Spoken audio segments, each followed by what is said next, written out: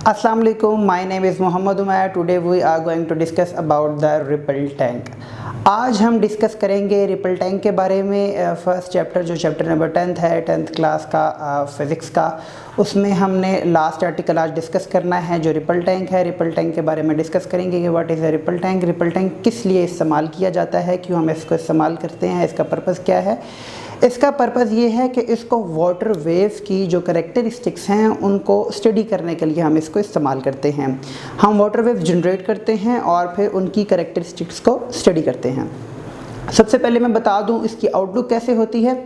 ये एक rectangular glass tub की तरह का होता है। रेक्टेंगुलर ग्लास ट्रे कह लें, रेक्टेंगुलर ग्लास टब कह लें। इसके एक एंड पे आपने एक पैडल लगाया होता है, एक वुडन पीस लगाया होता है, एक वुडन प्लैंक लगाया होता है और उसके ऊपर एक वाइब्रेटर मोटर होती है।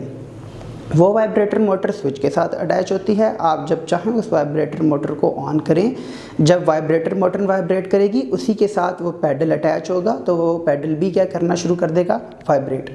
अब उस पैडल को उस रेक्टेंगुलर ग्लास ट्रे पे कुछ ऐसे लगाना है कि उस रेक्टेंगुलर ग्लास ट्रे में जब आप पानी भरें तो पानी की जो ऊपर वाली सरफेस है वो उस प्लैंक के साथ, उस पैडल के साथ टच हो रही हो, मस हो रही हो, छू रही हो उस वाइब्रेटर पैडल को।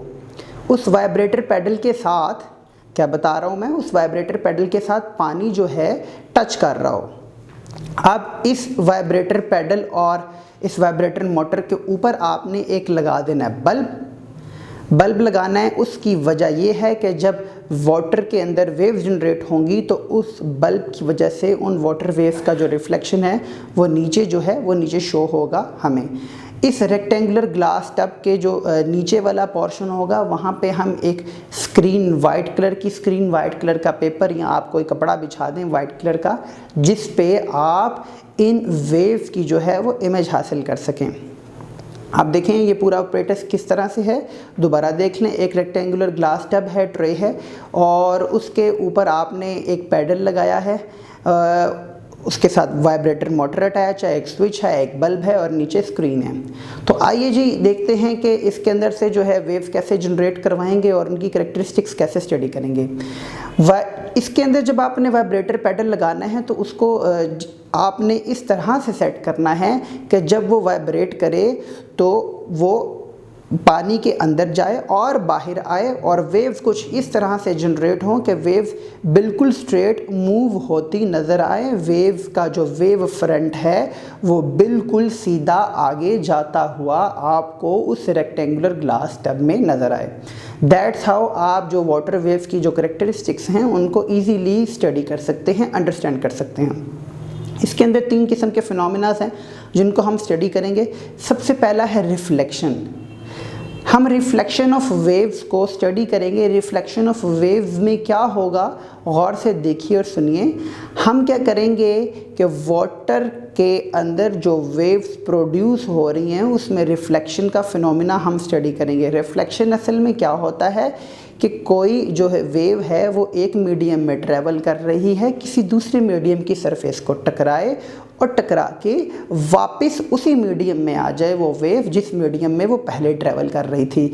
तो इसको कहते हैं रिफ्लेक्शन का फिनोमिना। अब हम क्या करेंगे कि उस वाइब्रेटर मोटर को टर्न ऑन कर देंगे, सेट ऑन कर देंगे। उसके अंदर वेव जब वो वाइब्रेट करेगा तो वो वाटर की सरफेस को टच हो रहा होगा, वो ऊपर नीचे मूव करेगा, अप एंड डाउन मूव करेगा, अपने साथ वाटर के अंदर भी जो है वो वेव्स जनरेट करेगा। वाटर के अंदर वेव्स जनरेट होंगी, वेव्स आगे जाती हुई नज़र आएंगी।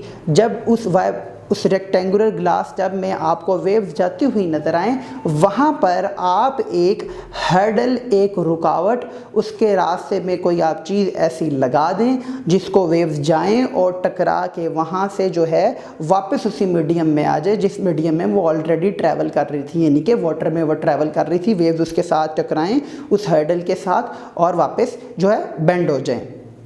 तो अब क्या करें, देखें वेव्स आपको बिल्कुल सीधी आगे जाती हुई नज़र आएंगी और आपने उसके रास्ते में रुकावट लगाई है, रुकावट लगाने से क्या होगा, वेव्स उसको टकराएंगी और टकरा के वापस उसी मीडियम में बेंड हो जाएंगी। लेकिन अगर आपने वो हर्डल, वो रुकावट उनके साथ बिल्कुल उसकी सेम डायरेक्शन में लगाई हुई है, यानी कि आपने उसी के बिल्कुल पैरेलल लगाई है, तो फिर क्या होगा, जो जाने वाली वेव्स हैं, जो इंसिडेंट वेव्स हैं और जो रिफ्लेक्टेड वेव्स हैं, उनमें आप बिल्कुल भी फ़र्क नहीं कर पाएंगे। तो उसके लिए क्या करें, उस हर्डल, उस रुकावट को कुछ यूँ एडजस्ट करें, कुछ यूँ लगा दें कि वो जो हर्डल, वो रुकावट है, वो कुछ एंगल पे आपने एडजस्ट की हो। तो वेव्स क्या करेंगी, वेव्स जाएंगी, उस हर्डल को टकराएंगी और एक स्पेसिफिक एंगल से बेंड हो जाएंगी। तो आपको वहाँ पे क्लियरली नज़र आ जाएगा कि जो जाने वाली वेव्स हैं, जो इंसिडेंट वेव्स हैं, टकराने से पहले वाली वेव्स हैं, टकराने से पहले वाली, उस हर्डल को टकराने से पहले वाली वेव्स को हम इंसिडेंट वेव्स कहते हैं।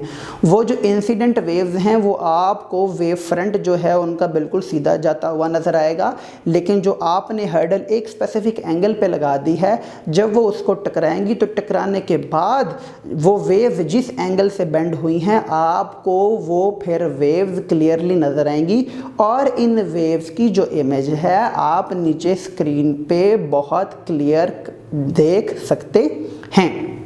ठीक है, तो वहाँ पे जो नीचे स्क्रीन आपने रखी है, वहाँ पे आपको डार्क और ब्राइट फ्रिंजेस में उस वेव की जो है इमेज नज़र आएगी। Is that clear? तो ये है जी हमारा रिफ्लेक्शन का फिनोमेना। हम क्या करेंगे, वेव जनरेट करेंगे, वेव का जो वेव फ्रंट होगा वो बिल्कुल सीधा होना चाहिए। जिस तरह से ये मेरा हाथ है वो इस तरह से मूव करती हुई आगे चली जाएंगी। जैसे ही आगे बढ़ेंगी, अगर उसके अंदर जो आपने हर्डल लगाई है, स्ट्रेट लगाई है, उनके बिल्कुल पैरेलल लगाई है, तो आपको इंसिडेंट वेव्स और रिफ्लेक्टेड वेव्स में फ़र्क नज़र नहीं आएगा। फ़र्क देखने के लिए आप उस हर्डल को, उस रुकावट को एक स्पेसिफिक एंगल पर एडजस्ट करें ताकि इंसिडेंट और रिफ्लेक्टेड वेव्स में आपको क्लियर कट डिफरेंस नज़र आए। ये तो हो गया रिफ्लेक्शन का फिनोमेना। अब आता है रिफ्रैक्शन। अगला केस जो हमने डिस्कस करना है वो है रिफ्रैक्शन। रिफ्रैक्शन क्या होता है कि कोई वेव जो एक मीडियम में ट्रैवल कर रही हैं, किसी दूसरे मीडियम की सरफेस के साथ टकराएं और उस मीडियम में एंटर हो जाएं, इसको बोलते हैं रिफ्रैक्शन। अब वाटर वेव्स में हमने रिफ्रैक्शन के जो फिनोमेना को स्टडी करना है, उसको स्टडी करने से पहले एक दो केस जो हैं वो आप देख लें, सुन लें, समझ लें। उसके लिए आपने क्या करना है, आपको ये पहले पता होना चाहिए कि डीप वाटर कौन सा होता है, शैलोअर वाटर किसको कहते हैं और डीप वाटर किसको कहते हैं। डीप का मतलब गहरा, शैलोअर का मतलब कम गहरा। आपने अक्सर जो है कभी किसी नदी किनारे आप गए हों, वहाँ पे कई जगहों पे पानी कम गहरा होता है, कुछ जगहें ऐसी होती हैं वहाँ पे पानी ज़्यादा गहरा होता है। जो पूल्स होते हैं जहाँ पे आप नहाने जाते हैं, अगर कोई गया हो तो वहाँ पे जो पूल में एक जो साइड होती है उस पूल की वो हमेशा कम गहरी होती है, पूल की जो दूसरी साइड है वो आपको हमेशा ज़्यादा गहरी नज़र आती है। कम गहरी साइड पे पानी आपको इतना ब्लू, इतना डार्क नहीं नज़र आता, लेकिन जो डीपर साइड होती है, जो गहरी साइड होती है, वहाँ पे पानी आपको जो है वो ज़्यादा गहरा नज़र आता है। तो याद रखें, अभी हम एक फ़र्ज़ करें, एक एग्ज़ाम्पल लेते हैं कि हम एक रेक्टेंगुलर ग्लास टब ले रहे हैं, उसके अंदर हमने दो पोर्शंस बना लिए हैं, एक डीपर वाटर, एक शैलोअर वाटर की जो है हमने एरिया ले लिया है। डीपर और शैलोअर को एक बाउंड्री लगा के हम सेपरेट कर देते हैं, एक तरफ डीपर है, दूसरी तरफ शैलोअर है, लेकिन पानी तो सारा इकट्ठा ही है। इनके दरमियान में सेपरेशन के लिए हम एक बाउंड्री लगा देते हैं। तो और अगर हम इसके अंदर एक वाइब्रेटर लगा के वेव जनरेट करने की कोशिश करें तो क्या होगा, वेव जो डीपर वाटर से शैलोअर वाटर की तरफ मूव करेंगी, तो जब वो डीपर से शैलोअर के अंदर जाएंगी तो उनकी जो स्पीड है वो स्लो हो जाएगी, उनकी जो वेवलेंथ है वो चेंज हो जाएगी, लेकिन फ्रीक्वेंसी जो वाइब्रेटर की थी, जो डीपर में थी, वही जो है शैलोअर में रहेगी। फ्रीक्वेंसी जो है वो चेंज नहीं होगी, लेकिन स्पीड जो है वो चेंज हो जाएगी, वेवलेंथ चेंज हो जाएगी। तो ये बात याद रखें कि जो वाटर वेव अगर डीपर से शैलोअर में ट्रांसफ़र हो तो क्या होता है, फ्रीक्वेंसी को कोई फ़र्क नहीं पड़ता, लेकिन स्पीड और वेवलेंथ जो है वो चेंज हो जाते हैं।